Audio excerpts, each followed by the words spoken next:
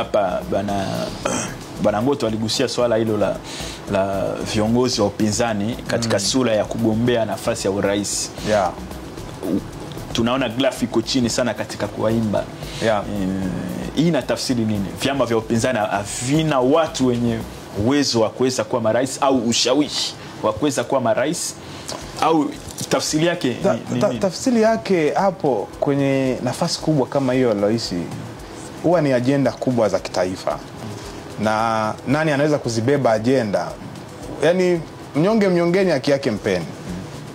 Samia Suluhu Hassan daktari rais wetu amebeba agenda nyingi sana za kitaifa. Agenda ambazo nafikiri hata mtu anapotaka kuwa rais au kuomba urais anasita. Anatawaambia nini kibaya cha Samia?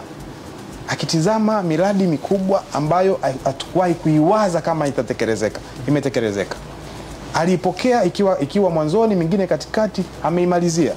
Kwa namna ambavyo amesimamia serikali yake kwa miaka 4. Kwa namna ambavyo ameondoa changamoto ya mashule, kwa namna ambavyo ameondoa changamoto za miundombinu ya afya, kwa namna ambavyo amepambana na jambo la kumtua mama ndoo kichwani.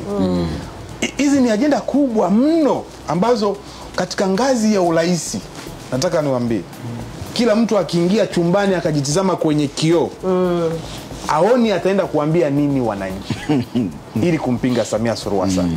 Na hili nataka niwaambie, watu wasije wakafikiri mbona Chama cha Mapinduzi walipitisha kura ya turufu ya kusema aende mwenyewe. Haya mambo ambayo tumeyapata kwenye uchumi hapa tutazungumza, yana mchango mkubwa sana. Toka taifa hili limeumbwa, leo watu wanaweza kutumia SGR kwenda Dodoma masaa 3. SGR inajengwa kule Isaka. Ni namna gani nchi itakuwa kijiji? Yaani huu muda niliotumia kutoka Ilala kuja Mbezi, inawezekana akautumia mtu kutoka Posta kwenda Mwanza miaka inayokuja.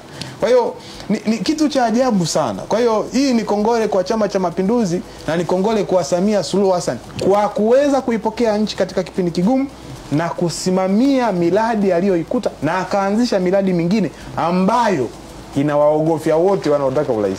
Wote wakitizama The Bantu